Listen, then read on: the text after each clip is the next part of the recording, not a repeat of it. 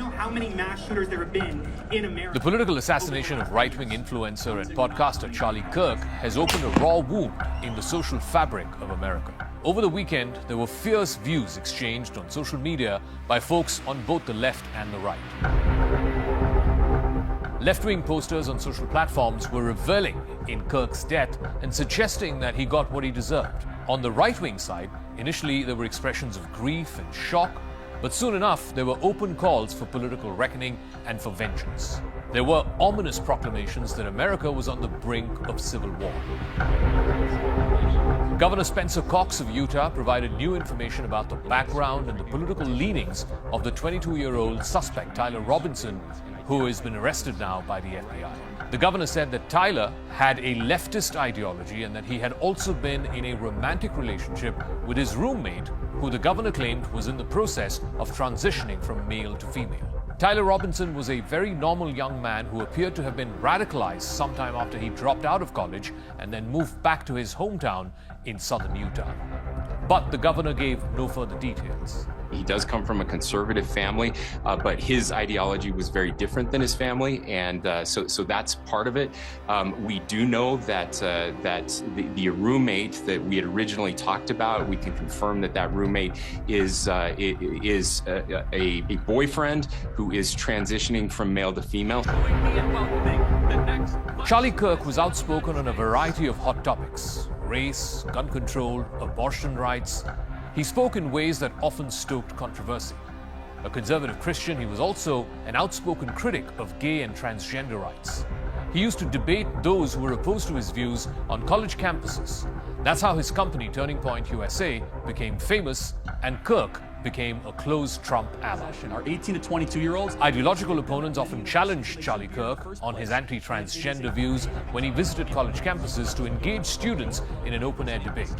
Kirk was answering a question about transgenders and mass shootings at the Utah Valley University last week when he was shot dead with a single bullet. Great. President Trump, after being visibly shocked at Kirk's assassination, is now escalating his attacks on his political opponents in the wake of the killing. He has placed the blame squarely for the political violence on Democrats, and he's also signaled a broad crackdown coming on both critics and left-leaning institutions. Trump, in fact, blamed the radical left almost immediately after Kirk was shot dead. He promised to find those responsible for political violence, as well as the organizations that fund and support them. Well, the problem is on the left. When you look at the problem is on the left. It's not on the right, like some people like to say on the right. The problem we have is on the left. And when you look at the agitators, you look at the scum that speaks so badly of our country, the American flag burnings all over the place, that's the left, that's not the right. Kirk's killing is having a deep moment of reckoning on the other side of the Atlantic as well. In London, tens of thousands of demonstrators marched through the heart of the city in a rally organized by the far-right activist Tommy Robinson. The protests were huge, and the London police were clearly ill-prepared for the sheer number of people who turned up. There were sporadic clashes between the protesters and the police, which put the British capital, in fact the entire British nation, on the edge. Elon Musk, who helped raise Tommy Robinson's profile last year, said that the left was the party of murder, and he urged protesters to fight back. In fact, he said Britain must dissolve its parliament right now.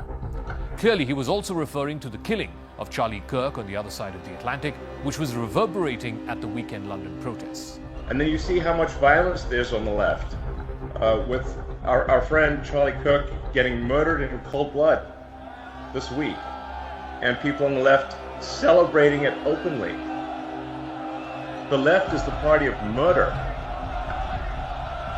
and celebrating murder. I mean, let that sink in for a minute. That's who we're dealing with here. Under the banner Unite the Kingdom, they marched across the Thames, past the Big Ben, amidst a sea of Union Jacks and English flags. Some carried placards which called for the open deportation of asylum seekers who had crossed the English Channel illegally. They have underestimated us for so long. And time again, every time they think They beat us down, we come back stronger. Look at these crowds, man. You are here because you love your country. We rode the storm, we weathered the storm, and today we are the storm. It was a muscular display of support for Tommy Robinson, whose real name is Stephen Yaxley Lennon, a divisive figure who's roamed on the fringes of British right-wing politics for decades now. He served multiple prison sentences. Most recently, he was in jail after being sentenced to 18 months in prison for defying a court order by repeatedly making false claims about a teenage Syrian refugee who he had falsely accused of raping a British girl. Robinson was released early in May after a court reduced his sentence to 7 months. He vowed then to organize a free speech festival for his supporters. But that took on a much greater proportion, a much greater resonance after the fatal shooting of Charlie Kirk at the Utah Valley University last week. Early in his career, Robinson founded what was called the English Defence League, a nationalist anti-Muslim group known for its violent street protests back in the 2000s. His profile has gone up and down since then, but last year, Elon Musk, the founder of Tesla and the owner of the social platform X, championed Robinson's case. Musk pinned the slogan "Free Tommy Robinson" to his feed on X, and that naturally amplified his case around the world. But virtually everyone, whether in America or in Britain, agree that Charlie Kirk's violent death and the reaction to it, both in America and in Britain, have reopened a festering wound about the direction in which their respective countries are headed. The events of the last few days only seem to confirm a deep fear amongst the majority white population in the West that something is seriously wrong in the economic and political trajectory of their countries.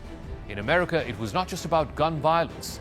Instead, Charlie Kirk's death at just 31 symbolized for many the collapse of a basic, common sense, almost undebatable American value, and that is, expressing a political opinion should not have to cost your life. That's a sentiment shared in Britain as well, howsoever racist, homophobic, or even anti-immigrant one might be.